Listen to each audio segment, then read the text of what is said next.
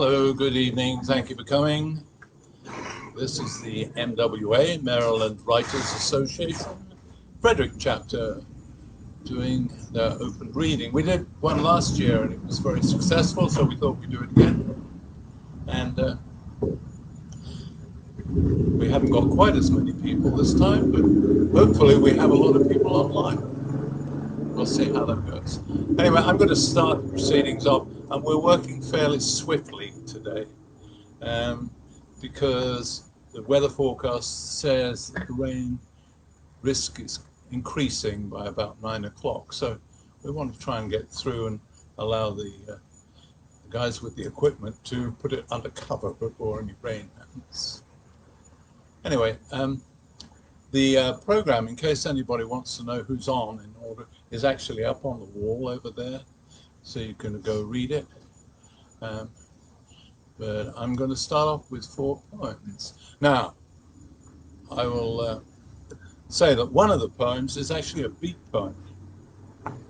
And next month, on October 14th, Wednesday, October 14th, I have my annual beat poetry show here with my bass player and drummer. And Luther Jett, a very well-known poet who has a new book coming out in November, I think, this year, is coming to read, as well as 1 or 2 other people. But that will focus on beat poetry, which is slightly different from normal poetry, but I'll explain that. Every now and again, I go into a formal phase. Normally, I write 3 verse like everybody else around here. But suddenly, sometimes, I go into a formal phase. And I did that for the first 3 poems that I'm going to read. And I'm going to stop just for a second to grab the glasses.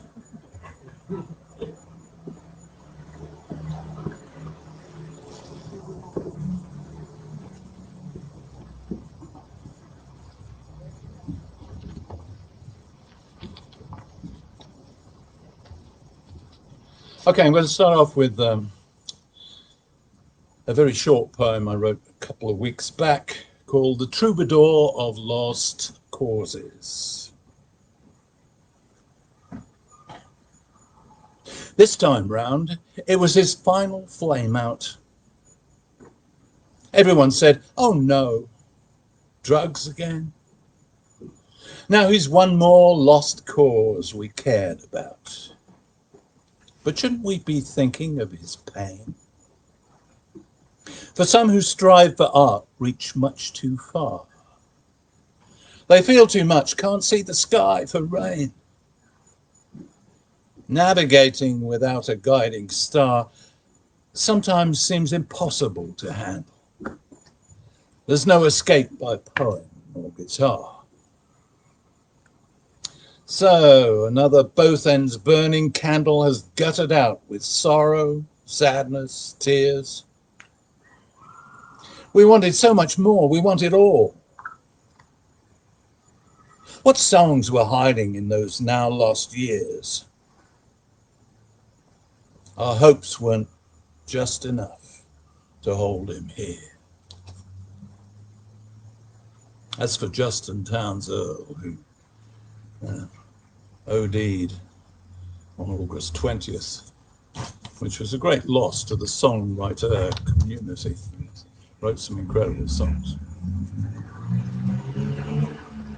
This next one is also a formal poem. That last one was Terza Rima, in case you wanted to know where the formal bit came in there. It was Terza Rima, which was invented or at least made very famous by Dante. It's easy to do in Italian because of all those vowel endings, but it's harder to do in English. Anyway, this is not Terza Rima, this is a villanelle. And I had to tell you a little story about this to give people hope. I wrote this during the week, about 3, 4, 5 weeks back. Submitted it late on a Sunday afternoon after I'd edited it. And it was accepted Monday morning and published on Tuesday. And that beats waiting 6 months to be told by Poetry Magazine that your work is not quite what they wanted. That is a record for me. That's like 1.5 days to publication. Anyway, this is a villanelle. If you don't know what a villanelle is, the most famous poem in the English language. They've found this out. This is true. The most famous poem in the English language is a villanelle. Do not go gentle into that good night. By, of course, the late Dylan Thomas. This one is called A Virus Among Us. And David Reichenbaugh, who's coming on next, has a title for his second book, which is very similar to this. But anyway, this is called A Virus Among Us. These days we live in hope. We can't be sure. The damage is extensive, I'm afraid. Things won't return to how they were before. So, must we wear these masks forevermore, like characters in some bizarre charade? We hope not, but we really can't be sure.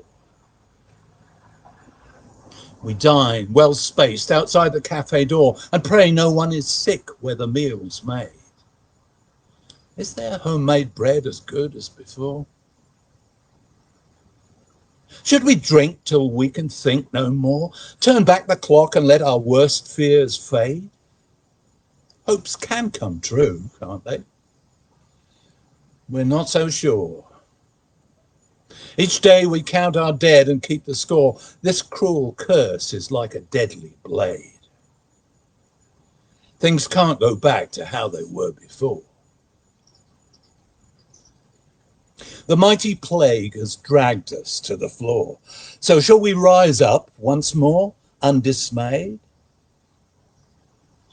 That's our hope. But we know one thing for sure. We won't go back to who we were before.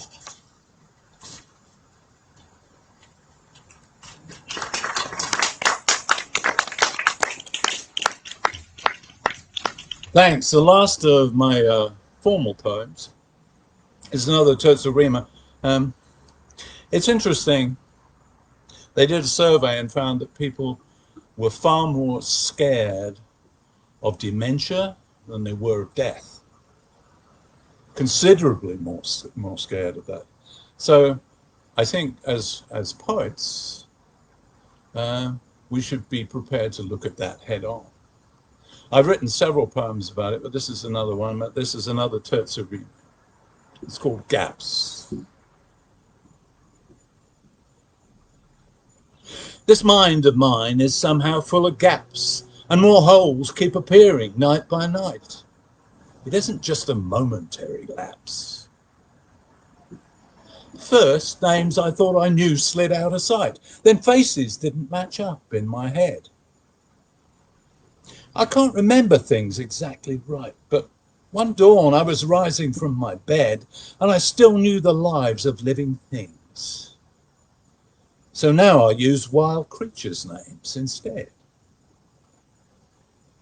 Melody Girl, her voice high as harp strings. Lark, she is. Hippo is the old fat man. Black suit guy is Magpie. His sorrow stings. They are their names. I'll hold them while I can. I feel them zapping, synapse to synapse. When they've faded, I'll be as I began. I know where I am going. There are no maps. And this old mind of mine is full of gaps.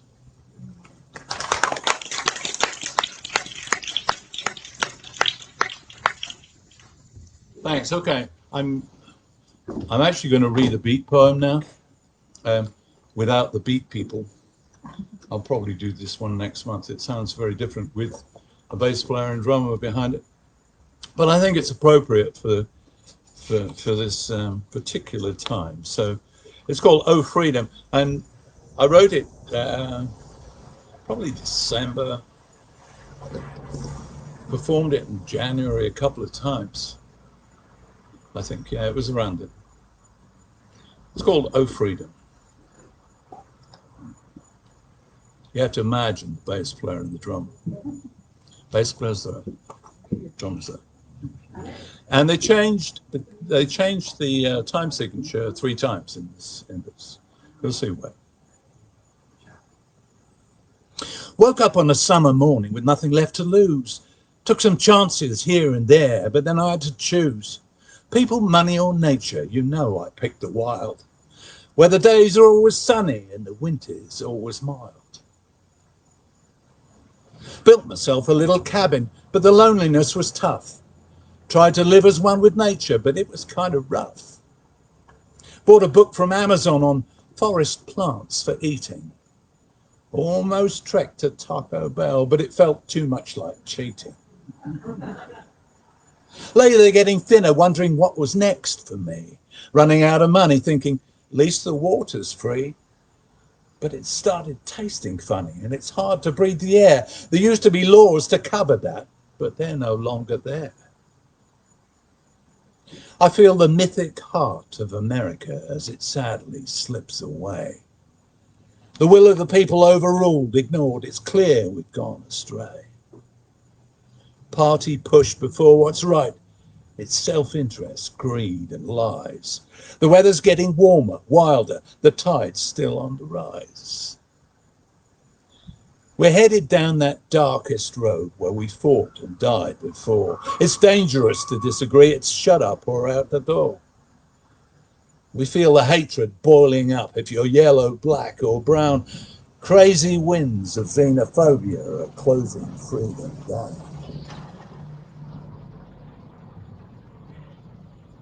Freedom is when they haven't caught you yet, so you've got to hit them the ground running right from the get-go.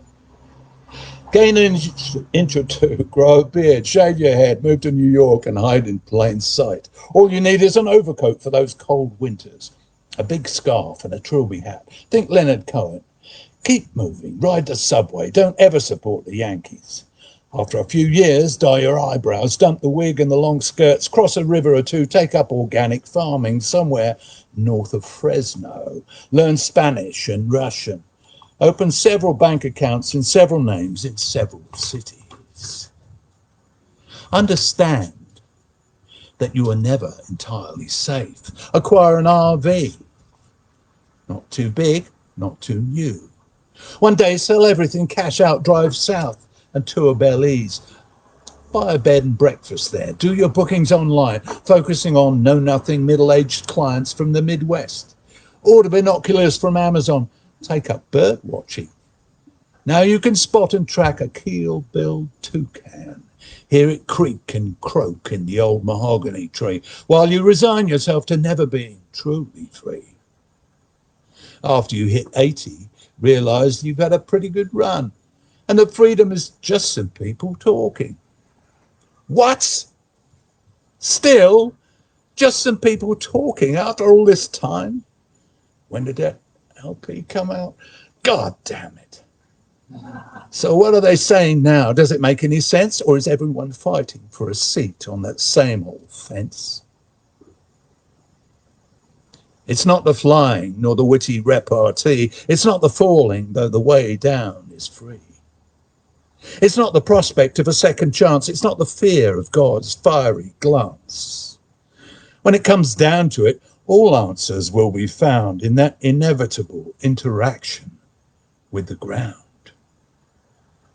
But you know, we got to hit rock bottom before we can get back up and at 'em. We still have a secret weapon. Please take note. We still have the defining freedom of the vote. The next person up. Sorry, I keep forgetting not to touch this. Nobody do that. You're not supposed to do that. I was just demonstrating what you're not supposed to do. Next person up. to read us a little bit from his second book. It's David Reichenbaugh. And his first book, you might remember, was about the Beltway sniper, and has sold prodigious amounts. Although lately I think he'd like it to be selling a bit more. Yeah. So anyway, David Reichenbaugh.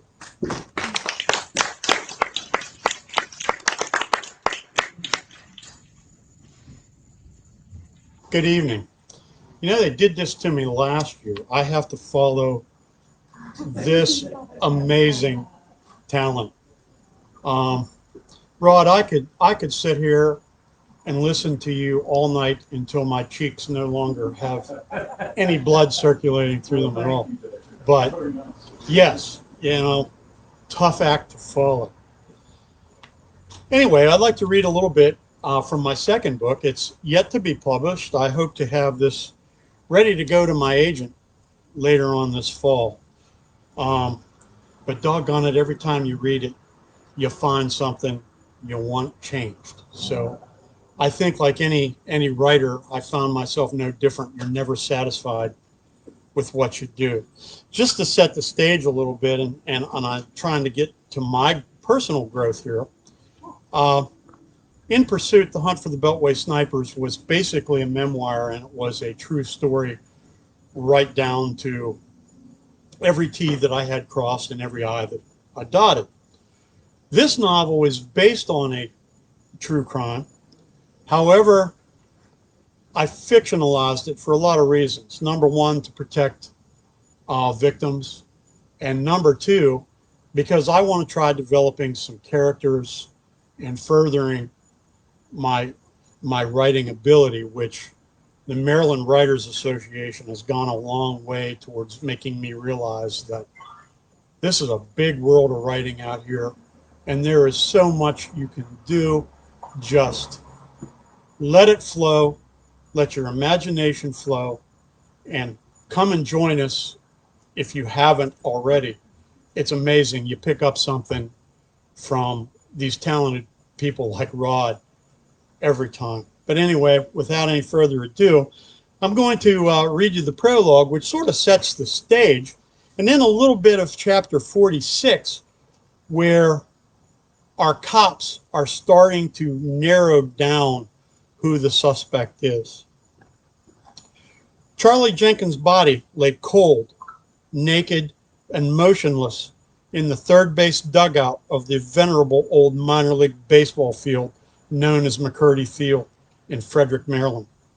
He was barely recognizable, surrounded by his own blood and collection of Pokemon cards.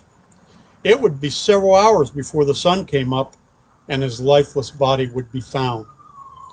Charlie Jenkins, a precocious 10-year-old, ran at full speed from South Frederick Elementary School the 2 blocks to his mother's apartment in the low-income public housing apartment complex known as Carver Apartments. School had just let out, and there were kids running everywhere. Sort of appropriate, I guess. He was really no different on the outside than any other 10-year-old. He had his Teenage Mutant Ninja Turtles backpack, a little worn and frayed, slung over his shoulder as he bounded home. He wore his blue jacket loose and unzipped. It was cold enough to wear a jacket on this brisk fall day, but not cold enough for a 10-year-old to be convinced that he needed to have it zipped up. On the inside, he was a lonely kid, longing for attention and badly in need of discipline that every 10-year-old should have. He was free to roam the streets and was left to his own devices, which for a 10-year-old with very little foundation was not always a good thing. He was always a little different, so he had very few kids that he really called a friend. Sure, he had other neighborhood kids he hung around with, but not one best friend in the whole wide world. After flinging open the flimsy aluminum storm door with a bang as it rebounded off the bricks and flipping open the unlocked steel door to the interior, he ran through the living room and flung his backpack onto the kitchen table without very many cares in the world. The rest of his classmates were most likely going home to mom or another adult, somebody that was waiting for them with a snack. and orders that any homework they had brought home needed to be done before they could go play. They had somebody at home that was going to ask them how their day had gone. Charlie did not have that luxury. He had never known that kind of concern and love from a parent, and he never would. The apartment was quiet, and his mom, whom he lived with, along with various other people that came and went as they pleased, that was nothing out of the ordinary for Charlie. He had no idea where his mother was, and was used to not knowing where she was, just as she was not used to knowing where he was. It was not a question of love. He knew his mother loved him, but he guessed she had other stuff to do. Charlie was a street kid and had gotten used to a lifestyle on the streets of Frederick. He was not concerned with homework because nobody made him do it. He was not concerned with checking in with anybody because nobody ever asked where he was or what he was doing. Dinner was reserved mostly for Sundays. The rest of the week was pretty much on his own. Charlie rummaged through the kitchen cabinets until he came across an unopened pack of strawberry Pop-Tarts. He shoved them into his pocket and headed for the door. He paused for a moment and thought about his favorite thing in the world that he would not leave home without. He quickly went back to where he had haphazardly tossed his backpack and took out a handful of his most prized Pokemon cards. Charlie had an impressive collection of the small trading cards. Some of them had been given to him by his uncle, who stopped by at least 2 times a week to check on him and his mom. The rest he had stolen from various convenience stores and shops that lined the streets of this quaint Revolutionary-era town that claimed Francis Scott Key, whose poem, written during the siege of Fort McHenry and was later turned into the Star-Spangled Banner, claimed as their own. Charlie shoved his favorite cards into his other jacket pocket and headed for the street. Charlie slammed the big heavy steel door behind him as he went out. He had no idea that he would never return and never see his mother or his uncle again. Nobody would even think to miss him until well after dark, around 9 p.m. Now we get to the part in the novel where the police are finally starting to narrow down on the target. Barnes had briefed the Westminster duty sergeant where they were going and who they were looking for and what it was connection with. He asked them to have a marked unit meet them at the McDonald's, just off the interstate in Mount Airy. That was less than 5 minutes from the Flag Marsh address. 45 minutes later, Fury guided B3 onto the off-ramp for the Mount Airy exit. Barnes looked at his watch. It was now a little after 9. They both had started their day early, around 7. It had already been a long day, but Barnes did not feel tired in any way. As he looked over at his detective sergeant behind the wheel, he knew that Conrad Fury was not the least bit tired either. He could tell from the intensity expressed on his face that he was a driven man. He was not going to rest or stop long enough to even take a piss until they had Frank Turner and had some answers. That driven attitude irritated Barnes to no end. It had resulted in him losing a lot of sleep over the years they had worked together and missing a lot of family outings and social gatherings. He had even missed a Foreigner concert he had dropped a lot of money on. When Fury got his hooks into a case, he just would not quit. Barnes knew that he did not have to miss the concert or the family outings. Fury would have let him off the hook, insisted he go take care of business. Fury was intense, but he sure as hell was not a tyrant. When the crap hit the fan, there was nobody on the agency he would rather be with. Fury always took care of the troopers under his command. He just did not know how to quit, and he sure as hell did not accept anything other than dragging the perpetrator of any case he worked into the barracks in handcuffs. The condition of the perpetrator when they got to the barrack depended mainly on the attitude they had towards Fury. At the same time, it was what he admired most about his boss. The state police did not have a better investigator. There was also nobody in the state police hierarchy that dared question Fury's methods or intentions.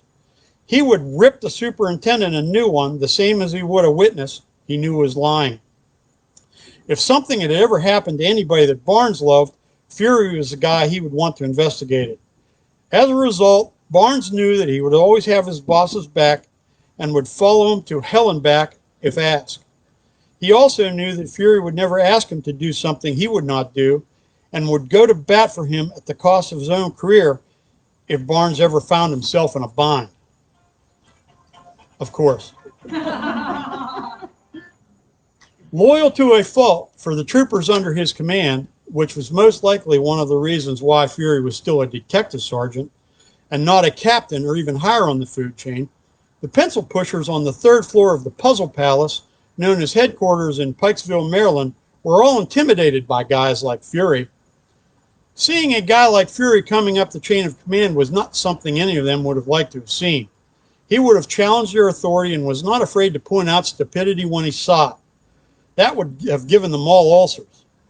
Barnes also figured that Fury, who was undoubtedly sharper than anybody in the Puzzle Palace, would not have been happy pushing papers.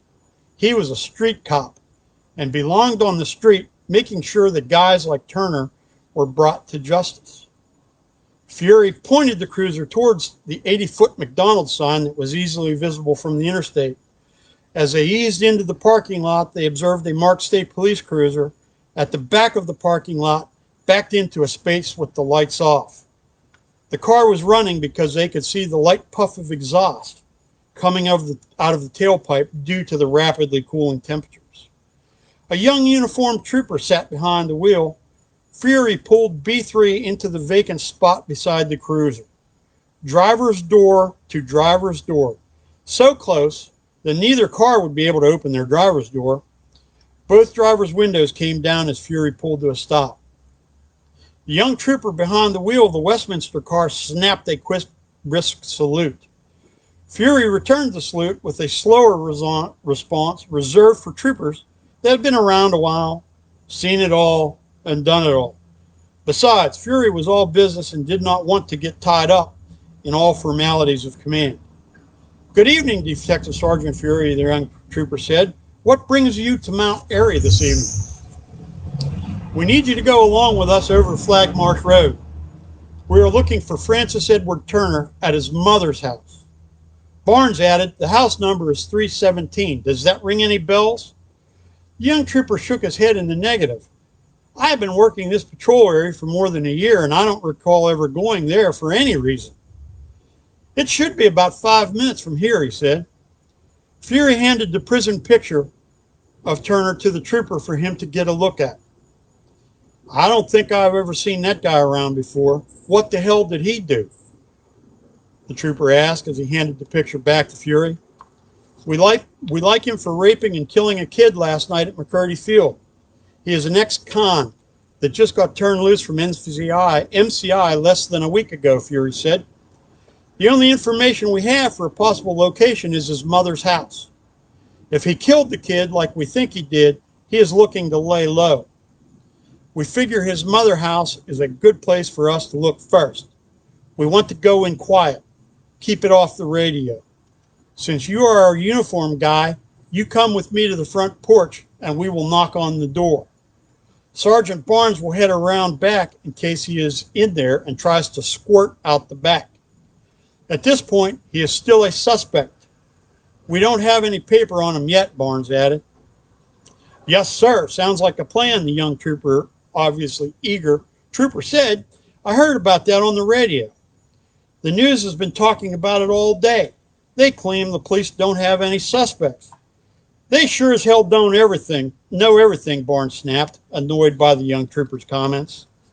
Fury could see the sparkle light up in the young lawman's eyes. It had been a long time since he was a young, wet-behind-the-ears trooper. He could remember the first time the barrack detective sergeant had asked him to help with a homicide investigation. Sensing his excitement and overeagerness, Fury knew that it was important to put the kid in his place and make sure his head was screwed on straight. "When we get over to the house, you stick with me and do not say a word. You are here as backup and as a uniform presence. This guy is a loser, and know that this time around there will be no coming back from this. If the guy has a chance, he will try to run because he does not have a damn thing to lose. That makes this guy very dangerous. Yes, sir, I understand, sir, the trooper responded. Okay, unless you have any other questions or comments, then let's get our asses over there. We don't have all night. Lead the way, trooper. This is your area, Fury ordered. The young man nodded, turned the headlights on in his cruiser, and inched out of the parking space, making sure not to hit the detective sergeant's car. That would have been a mistake that he sure as hell did not want to make. He had never worked with or for Fury, but he sure as hell knew his reputation as a hard ass and the best of the best. The last thing he wanted to do was screw up in front of a state police legend. He had to admit to himself as he pulled out and waited for Fury and Barnes to get turned around to fall in behind him. This was the kind of shit he had signed up for when he went to the academy only 24 months prior. The marked cruiser, followed by Fury and Barnes, eased out of the McDonald's lot and was quickly swallowed up by the darkness as they passed under the parking lot lights. It was time to go on offense. The hunt for the predator, Francis Edward Turner, was now on. And again, this is an unpublished work, and hopefully I'll get as lucky as I did with the first time around. So, Rod? And again, it's really tough following real talent. But I did the best I could.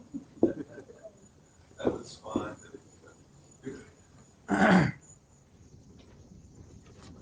Next person up is also called David.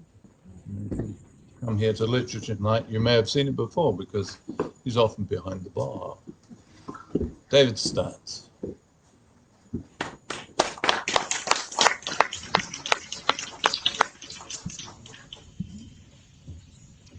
Thank you, Rod.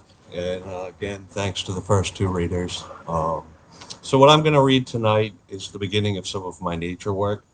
I have before published two collections. Nature has shown up as a topic in both of those. But this is really the beginning of my next project that really touches on my relationship with nature, both personal and spiritual.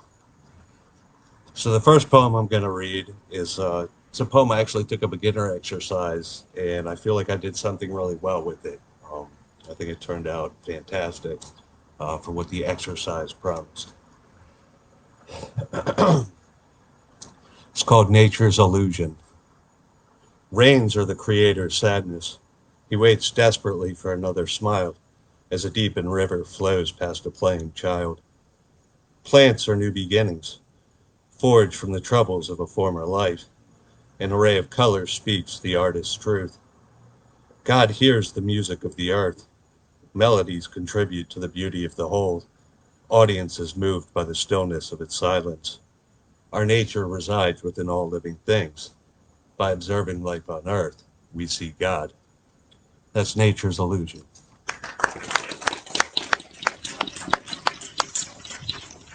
The next two poems are more about personal experiences I've had with nature. One touches on an experience I had as a young child, and this one I'm about to read deals with a vacation I had in the mountains. Both of these poems are written in a style based on a class I took taught by Billy Collins. The first one is called Darkness of My Mind. Gazing into a clear sky at midnight, resting on the earth's surface, I traced the stars with my fingers. Heat from the humid summer air moistens the lines of my palm. The constellations in the night sky offer a glimpse of my daily destiny, each star a new discovery in the darkness of my mind. When I wake at dawn each morn, I witness the sunrise in amazement, looking east over the rolling mountains, one small step from my front door.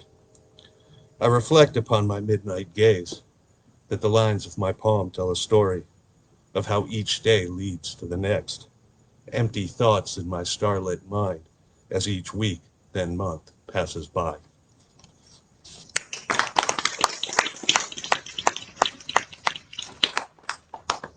The next poem is titled Salty Abyss. I surrender to the clear, calm waters. My eyes follow the ocean's currents, demonstrating the beauty of the living earth during winter's long, dark embrace. A gentle wave gathers strength, crashes softly onto the sandy beach, dampened by the ocean's water shaded white, and caresses my soothed bare feet. Truth lies in this vivid memory, that a boy would find such triumph in a place where the harshest of seasons finds strength in the absence of men.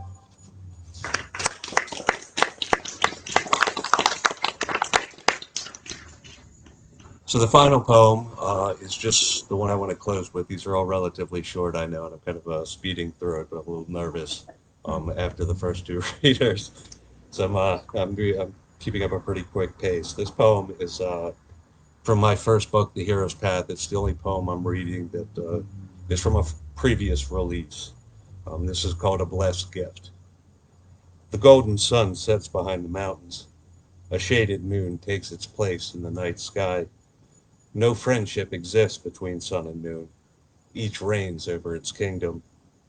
The sun is blinding to anyone, daring to challenge its glory. The moon appears in the darkness, spawned from our deepest fears. Even great kings must share glory and seek admiration without tyranny. Peace becomes a blessed gift only self-sacrifice can offer, as God gave the sun its day and the moon its night. That's a blessed gift.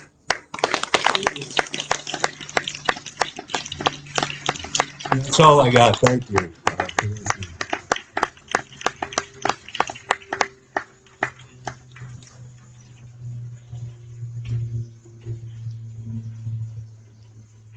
Now we have the grandson of David Reichenbaugh, who is going to come and read for us for the first time he's read before an audience.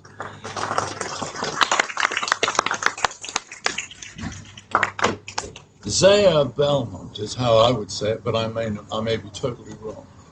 You can come and correct me. Go ahead. All right. Relax. Right here? Yes. Before I start, I'll just say a little bit about myself. Can't see you because of my hair. My name's, well, I just go by Ezaiha Belmont.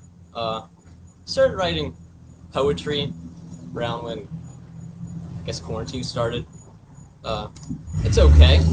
I mean, I wouldn't say I'm anything special, per se, but I write about what means a lot to me. What I have here, I have the first one, which is actually the first poem I ever read or wrote, and I will read. And the second one, wrote that one like 3 months ago, but that one probably means the most to me out of any poems that I've ever read.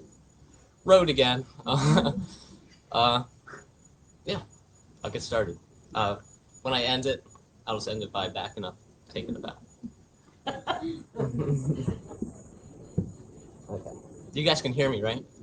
I don't know how microphones work. The Boy in the Grass by Ezaiha Belmont. And so it's prolonged. Boundless, it struggles to rise. The limbs of emotion grasp for air, an outlet, a place to breathe. Though for naught, or why? What little satisfaction will succumb to such trifles? What will manifest as such a time occurs? That is the question. Realization of unknown consequences. Realization of no one knows. Meaning and purpose have lost itself. The motive left behind vanished from nothing. For what it's worth, I found myself lost in the unknown. Eternity bound, to that is the question. Eternity bound, my soul into tutelage. Forever, seeking over endless horizons in which do not end. Forever my eyes closed for the last time, never to be seen again. Forever a casket awaits to justify my existence. Perceived for what is nothing. Perceived for what is. And a blind perception moves me forward.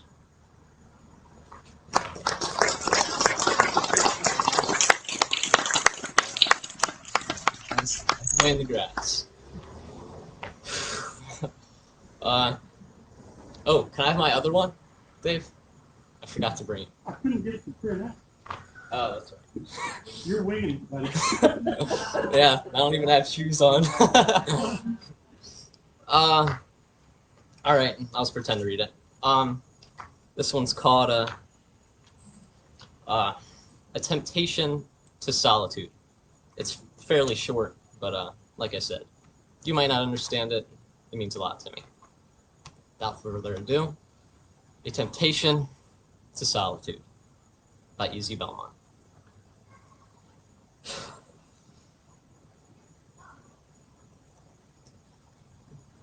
Why?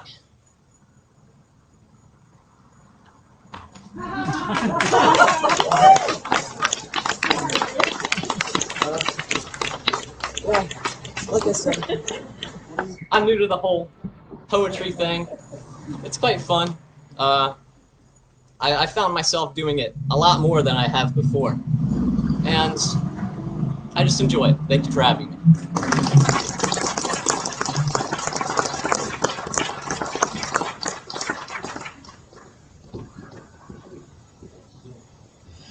The next gentleman up has my admiration for his persistence. The first time I met him was at an MWA meeting in Havana Library when we were still actually looking across the table at each other. And he had in his hand some photocopied poems that his great-grandmother had written. And he thought that something should happen with them. They should be available to more people. They should be published. And he stuck with that and persisted until now. He hasn't printed in a book, which he will undoubtedly show you. And it also happens that the same poems were turned into a play, which he'll probably tell you about as well. Burton Clark. Okay.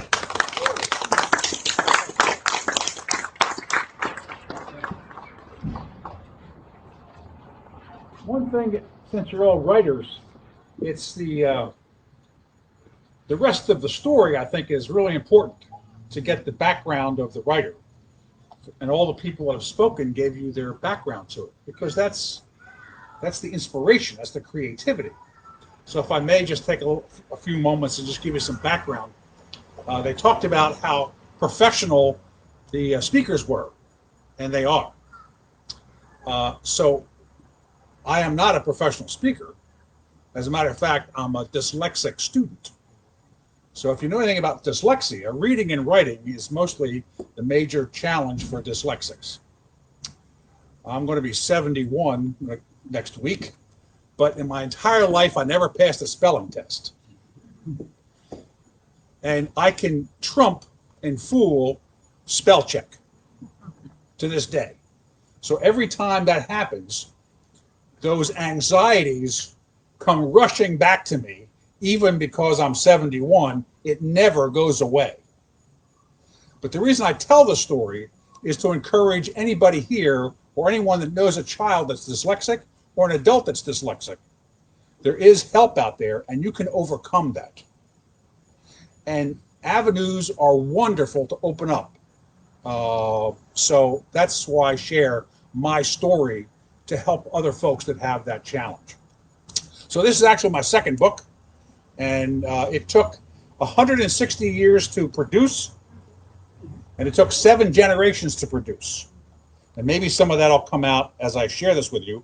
Since everyone read their poetry, I wasn't going to read any poetry out of this, but I'm going to read the foreword, and then I'll read my preface to it, just to kind of tell the story behind The Feather. Poetry by Emmy Hammond, compiled by Burton Clark.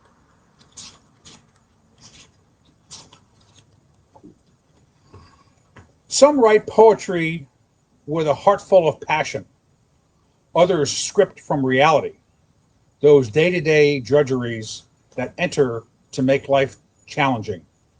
Mattie E. Hammond, physically attentive to the nature and needs of creative outlet, reminisces about the expiring days that tomorrow might bring before her death at 90. Hammond noticed the common, yet continuing elements of life, such as the environment, holidays, and particularly her family.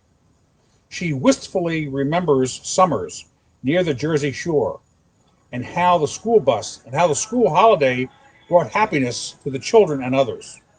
Blue jays, robins, squirrels, a turtle, and even a mouse fill her with awe and curiosity as to the ways her family enjoy life with unquestionable reserve and joyfulness.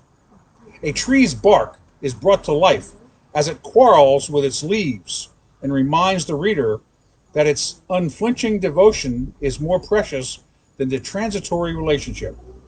Summer is more appreciated than cold, snowy weather. However, Christmas and New Year's are enjoyable aspects of life brought to the forefront before she looks forward to the sounds and fragrances of spring. Such enrapture with what could be labeled as common has been credited to Emily Dickinson and other poets. However, Mattie E. Hammond recognizes not only God in referring to Noah's endurance with the flood, but relates subtly his hand on all aspects of our precious land, drawn to the mischievousness of a donkey and a baby fish caught and returned to its safe place before the torrential seas. Appreciation for her 5 children and 20-plus offspring is categorized in the Sunday dinner with Ethel and Bert, along with the sumptuous offering each brings. She advises Bert and Ethel to judiciously enjoy the coming times of their retirement. Who else in her reclining days would rock in solitude and contemplation the timeliness of friends? The reader concludes these 61 poems with a renewed outlook on several aspects of everyday life. This woman's emotional pleasures and observations of what she loves will reverberate off the page and into one's memories. Just as Grandma Moses painted people and scenes she knew, so this great-grandmother poetizes the days she experienced. Who could judge as artistic the disguised emotion of decades ago? With forced rhyme, inconsistent and disruptive rhythm, and devoid of punctuation, could Mattie Hammond's work have been foreshadowing the poetry of the 21st century, a century before? That was written by Professor Nancy Funk at Penn State University, who also wrote the play about my great-grandmother and her poetry. The preface, which I wrote. I should be able to read this better since I didn't write it. No guarantee, though.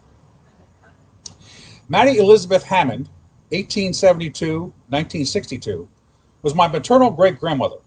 I spent much of my childhood with her. In my head, I can still hear her calling me Bertie. I watched her crochet doilies. She taught me how to crochet lanyards. Mattie was the center of attention whenever the family was together. It was a perfect Norman Rockwell painting. Her funeral was the first I ever attended. I never felt such loss. I can still smell the roses and hear the music from the harp. 12-year-old boys try hard not to cry. I failed. Some of the mourners were kissing her goodbye, so I did. Her lips were cold. I have never kissed another corpse.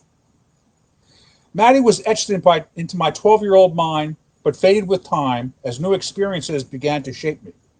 In 1980, at age 30, I met Mattie again. Our meeting commenced with my grandfather Burton's death. Burton Rutterow was married to Elizabeth Hammond, Mattie's oldest child, my grandmother. After my grandfather's funeral, I was back at my mom's home going through some of his papers. In the stack were 2 poems Mattie had written, Sunday Dinner, Ethel and Bert's retirement. The other was September 2, 1961, to Ethel and Bert, about their wedding anniversary and retirement. When I read Mattie's poem, I could hear her voice and saw her in a whole new light. I remembered the party she described and felt a new connection to her after reading the first stanza of Sunday Dinner at Ethel and Bert's. I sit at the table with 9 of my great-grands. 1 will soon be a grown lady, and 2 soon grown men. 6 are still children. Of all I am quite proud. I have never known a poet personally, and I never had been included in a poem. But I did think of myself as a writer, so I felt a deep connection to Maddie. I shared my discovery with my mother. She said, Grandma Maddie wrote lots of poetry. Aunt Pat has a whole bunch. I was in shock. No one ever talked about Maddie's poetry, at least not to her great-grandchildren. On my next visit to Aunt Pat's, Maddie's youngest daughter, I was given a typed set of 61 poems Maddie had written. Maddie wrote about her family, events, seasons, experiences, and observations. I could hear Maddie's voice and remembered some of the people and the experiences she captured in verse. As I was reading the collection, I came across the poem about me. Reading it was very emotional for me. It reads, a feather. Great-grandson brought a feather from a blue jay wing today. I don't know why the blue jay threw that one away, but maybe left as a token this gift to a little boy on a sunny day in summer that doesn't play with toys, but tries his skill in casting to catch a great big fish. And if he ever catches one, that is his dearest wish. The collection of Maddie's poetry had not been distributed to all family members. They most likely were given to the individuals or couples the poems were written about. I had the collection typed, copied, and spiral bound. I gave the collection of poems to family as a Christmas present, and I also liked to share her collection with friends. Maddie came racing back to me in 2001. My 8-year-old grandson, Golden, gave me a blue jay feather. I was able to hold off the tears until he ran off. The blue jay feather was magic. The feather was put up for safekeeping. When my great aunt Pat, Maddie's last living child, died in 2004 at 101, my mother was given the task to clean out her house. Reading through tears is hard. When my great aunt Pat, the last living child of Maddie, died in 2004 at 101, my mother was given the task to clean out her home. Many of her belongings were distributed to family members. Mom gave me a plastic case telling me Aunt Pat wanted you to have this. When I opened the case, there was a book with all of Maddie's original handwritten poems. As I flipped through the pages, I came across the poem A Feather. She had written about me with the blue jay feather pressed between the pages. Another highly emotional event with lots of tears. I have known for some time that Emmy's Hammond poetry needed to be published, to remember her and all the people she touched, and because the wisdom that is reflected in Maddie's poetry spans all time and all families. I hope this story inspires others to see the light and be the light. Thank you. Thank you. And I have a couple of copies if anybody wants them.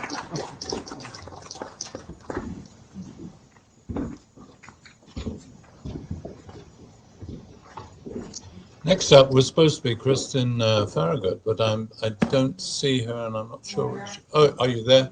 I wasn't sure whether you had snuck in when I wasn't watching. Kristin is a much published poet, so I'm looking forward eagerly to her offering tonight.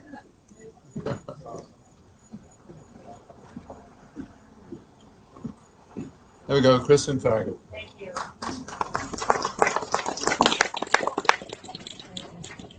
That was so beautiful. I'm honored to be with such great readers, and I'm really grateful to Rod and Sky Stage and to not be on Zoom. So thank you. Claiming a moment.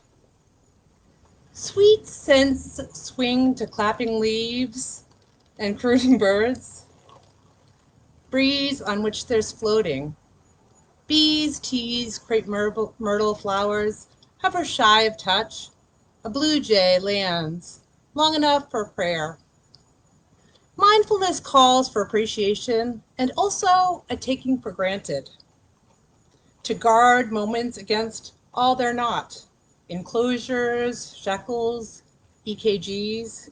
bare feet on ice. Also present in burdens ignored is gratitude. Also there but by God's grace. Also what can be done.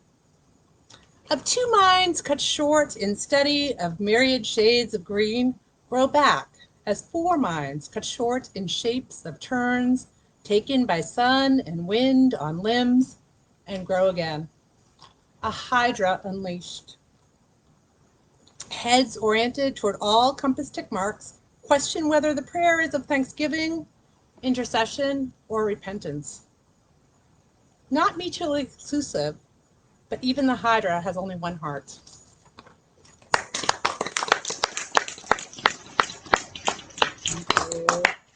All right, and then I have some love poems for men. I was inspired by some beautiful love poems by women, and I was like, why not? So here I have Variation on Evolution. Salt-bearing value of weight like diamonds, like gold, currency in 2000 BC, rain in the northern Mojave Desert, salt and spice, tremors of the best kind, and making of continents, merging of mountains. A little funny, gender wars and celebration of she. Much to love about women, rich with nuance and passion, moonlight and ocean, guardians of species, but not to the exclusion of he's. Voice box that undulates, teasing target for kisses above naked, flat chest, sloping to the root of countless jokes, infinite mysteries, always decisive. I honored the definitive even when wrong. Relieved my spiraling, meandering, having no idea. I hear sperm can now be made of bone marrow. I hear the Y chromosome lacks genetic diversity, hints toward extinction. I'll take the pandemic, in my face news, bombs, exploding need and guilt, God's game of hide and seek. Grateful these are my times, with bearable seasons and fruit-bearing trees, while we still have men.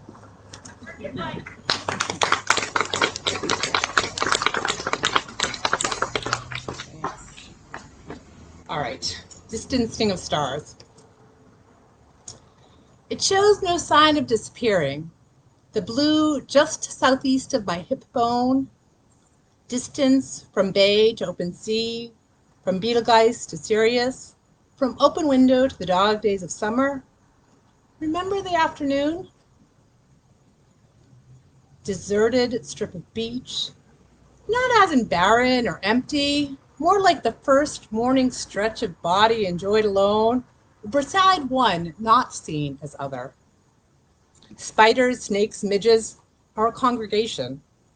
What did they see as we lay there on the sand in devotion to sun, water, touch? Luncheon meats, invasive species, fools in love? I didn't notice the mark until nightfall alone, then scratched through sleep. Weeks later, I try to predict when the shades grow deep. With ripened itch, with fatigue, storms, cut of my jeans. The mark outlasts you. At high tide of your discontent, it burns in shades of purple. I wear your mood ring on thigh, the body I now have less use for.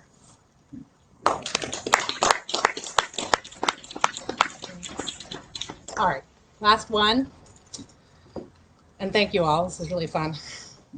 You say we're like magnets.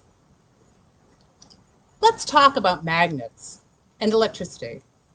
How like poles repel, how stirring is all that's needed to make energy. Let's talk about breath, blood, iron, and the fever you got in the hotel room when you allowed me to wipe your brow. Remember you so still, my orbiting around you? How you wanted to stay? Remember staying? The current versus the potential, so rare and you're moving on. Let's talk about wind. water, heat, and stream. That fuel movement to changes, and charges to make objects attract. Let's talk about the center of the earth, the magnetic field protecting us from the sun, how you crushed the hornet's nest outside my window. Let's talk about how you laugh when I say time is relative. Then note I'm right and laugh again. Your eruption, my explosion. Let's talk about quantum physics and how things take up more space when still than when in motion. Let's talk about magnets, not needing to touch to exert force. Let's talk about your relationship to nickel, how silver hair shines, how I align more closely with copper, the common penny trying so hard.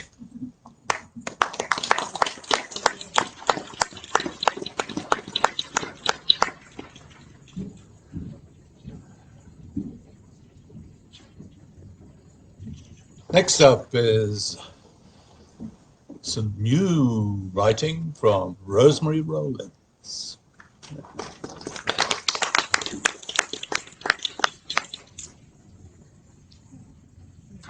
The mask off. Can y'all hear me okay? Yes. I'm used to kind of being all up on it. Yes, new as in as green behind the ears as you can be.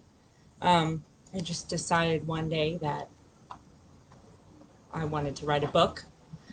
And this is 3 out of probably 5 pages that I have, period. So bear with me. Caroline's chest heaved.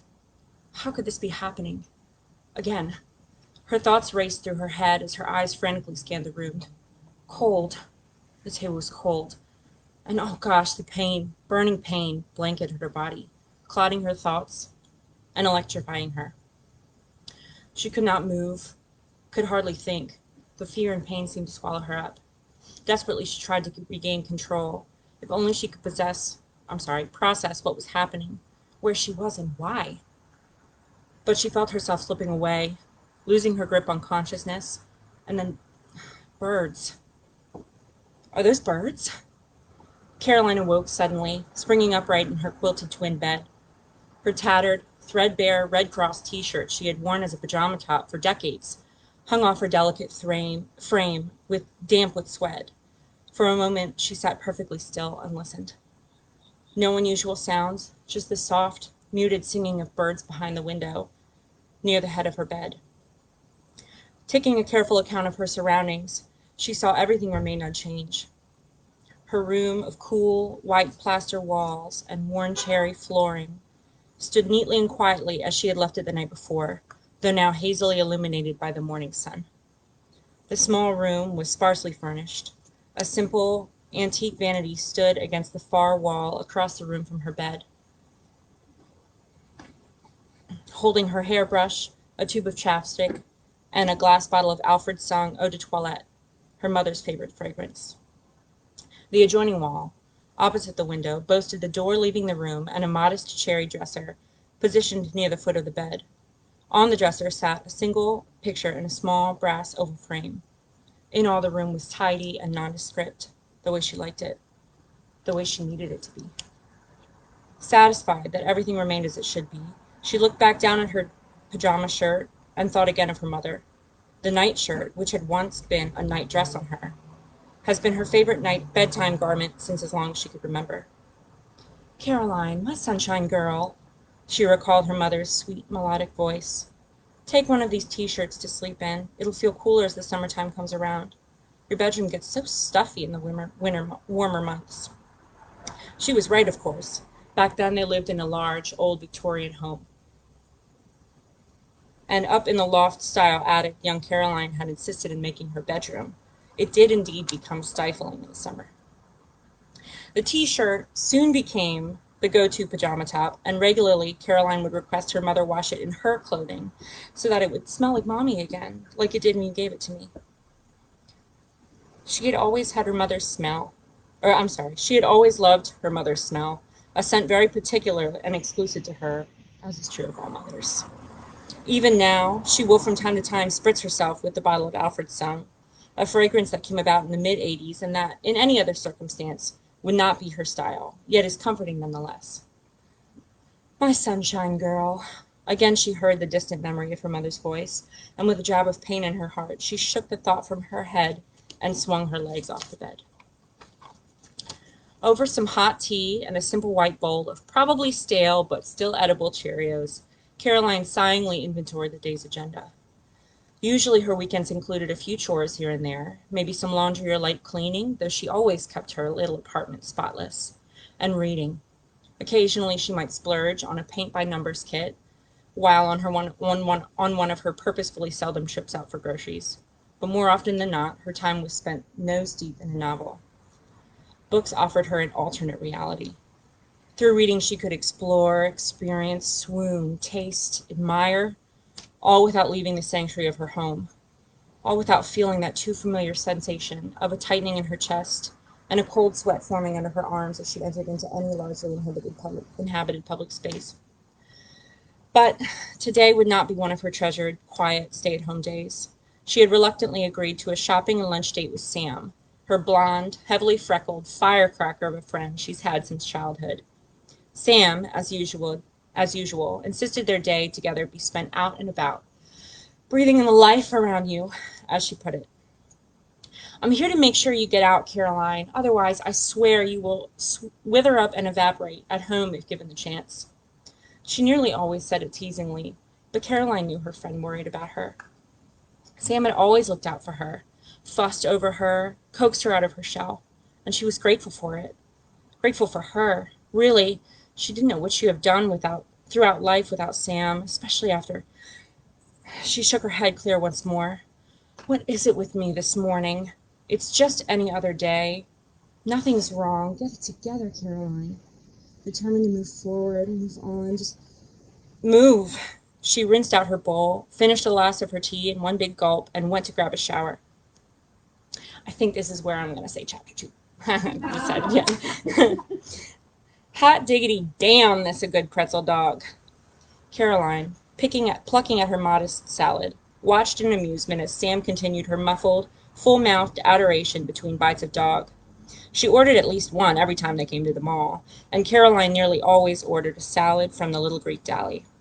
Though, she thought to herself, I doubt I'll be going back there again, after the attitude I got from Mrs. Snoots behind the counter. She cast a pursed-lipped glance back towards the deli, which Sam quickly caught. Are you still stewing over that little twat? You know she's just bitter because she'd rather be tending those fake nails she probably can't afford than making your salad. Just take solace in knowing her bad attitude will keep her stuck at her miserable minimum wage job. Well, geez, said Caroline. A little harsh, don't you think?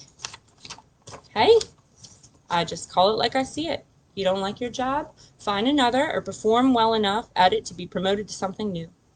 Caroline grimaced, slightly uncomfortable. Her friend had always been highly opinionated and was not shy about vocalizing bluntly. Anyways, Sam continued, waving her half-eaten pretzel dog around. Back to what's important. Honest to goodness, I could eat these almost every day.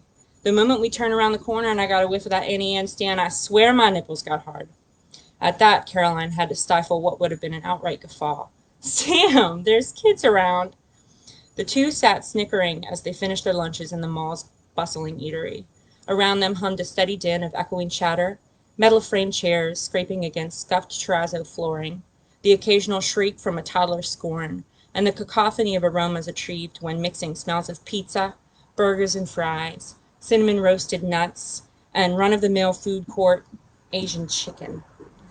The mall had been their day-out mecca since the era of braces and training bras. Sam's mother used to turn them loose for a few hours in the sprawling expanse of potted palms and retail while she did her own shopping. The conversations they shared have certainly changed throughout the years. What was once blushing whispers and stolen glances at cute boys had become lamentations about not-so-cute bosses, uninvited chin whiskers, and those damned grocery stores that charge 5 cents apiece for plastic bags. Yet, even still, they both get the same little feeling of giddiness as they pull into the parking lot.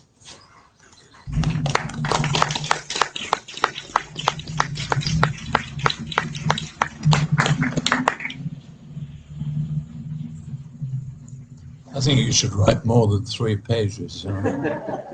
Keep going. That was good.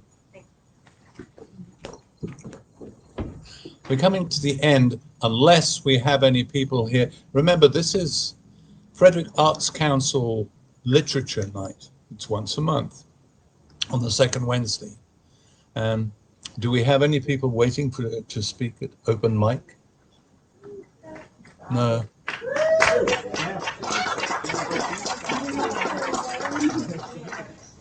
You are? We got one. Yeah, well, this isn't actually open mic yet, ma'am. So sit down right there. Sit down right there. Okay. It doesn't matter, really. We're 6 feet apart. That's all that matters. I just wanted to make sure that we didn't shut the proceedings up first, but we'd like to finish the MWA part of the evening by having the president of the Frederick Chapter come up and read a poem. I'll say that again, just in case anybody is not quite sure about this. The president of the Frederick Chapter is coming up to read a poem. I'm going to talk about this afterwards, not about this book so much, although you can talk about that if you want, but about the fact that next month, these guys on the cover here will be here with me on October 14th. I want to make sure we advertise that. Anyway, will you welcome, please, Kari Martindale, poet. He's giving me a hard time because I don't usually write poetry, let alone share it with anyone out loud. This is the first time, and it's new. It's still kind of, well, it's definitely in the editing stages, but I felt like this was the time. It's called Lies by Omission. I was taught about racism in history class, as if no one was still living it today. They taught me King's dream, but never Till's nightmare and the ugly power that my tears carry. School didn't teach me that just before I'd been born, it had been unlawful for Mildred and Richard Loving to love, or teach me how many states still had not changed their laws to show that they no longer could stop future Lovings from loving.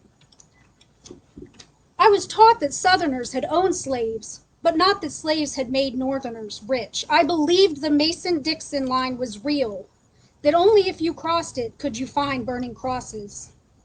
I knew about racists who said the N-word, but not that I was living in a system that whispers it.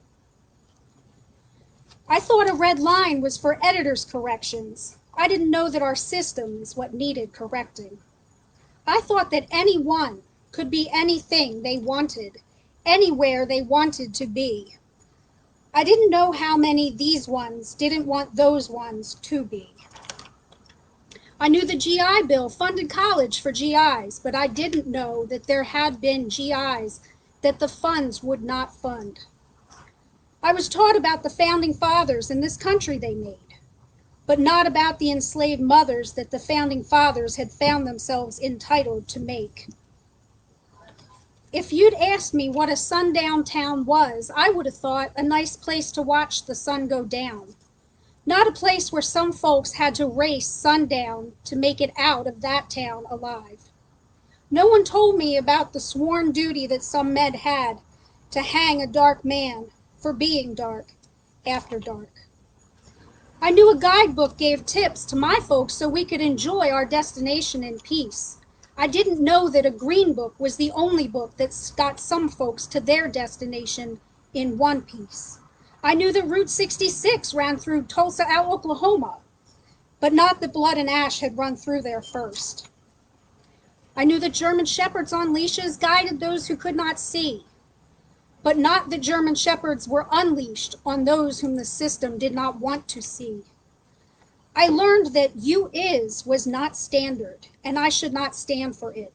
I didn't know who had decided what should be understandable and whose words got to stand on their own. I thought people moved out of the city to get away from the noise and the crowds. I didn't know whose noise and which crowds people were trying to get away from. I didn't know how little America had moved forward from the civil rights movement that I'd been taught had moved us to where we needed to be. I didn't know I'd been standing in the suburbs, in the system, in the way of forward movement. I was taught about racism in history as if no one was still living it today.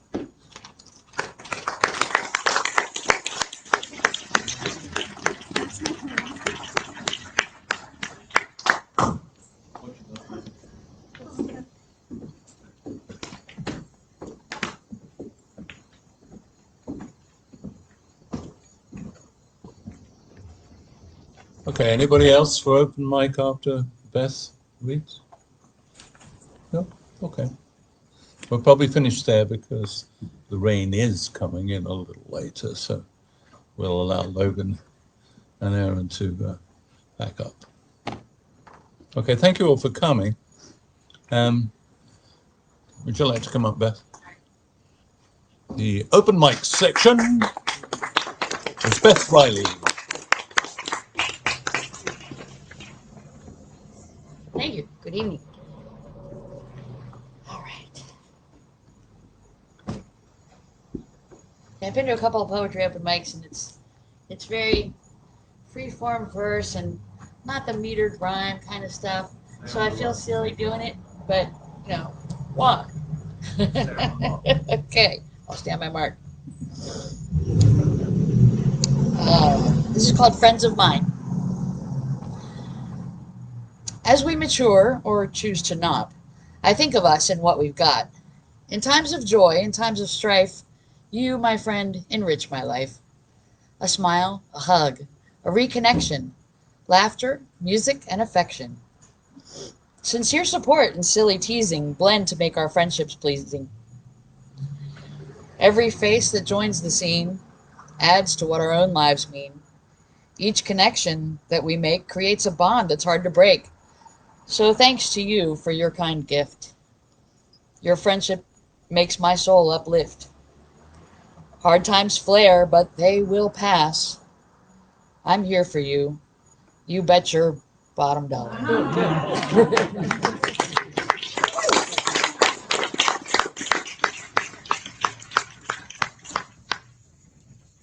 You like silly rhyming poems? Sometimes I don't have the budget to actually go Christmas shopping, so I write poetry. And my husband is a handyman type guy, so I volunteer him for projects. So to Michael for Christmas, I thought we would get something real nice that he doesn't have yet. He's got all the tools that a real man should own. He's got all the gadgets, including iPhone. He doesn't need candles or a fancy bidet. He doesn't need ashtrays I made out of clay. He doesn't need puppies. He may disagree. He doesn't need novels unless they're CD. I spoke to my husband, who spoke to his elves. They think that you need just a couple more shelves. So here's our design, and I hope you agree. I'll pay for the wood, and the labor is free.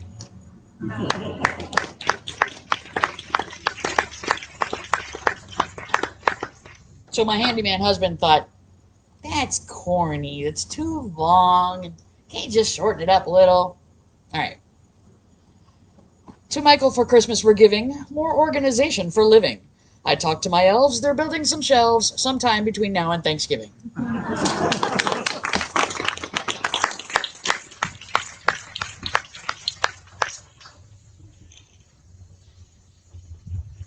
Okay, thanks very much for coming out for the reading. We've enjoyed reading to you. Please come again next year, where hopefully we will be a little less constrained and can see who you actually are.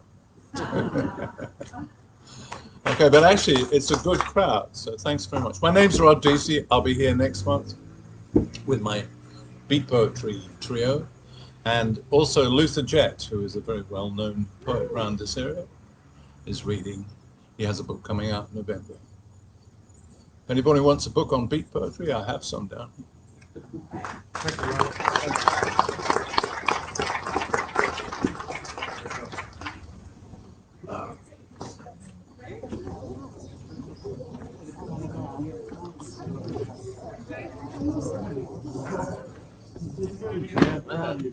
Why, thank you. I was worried.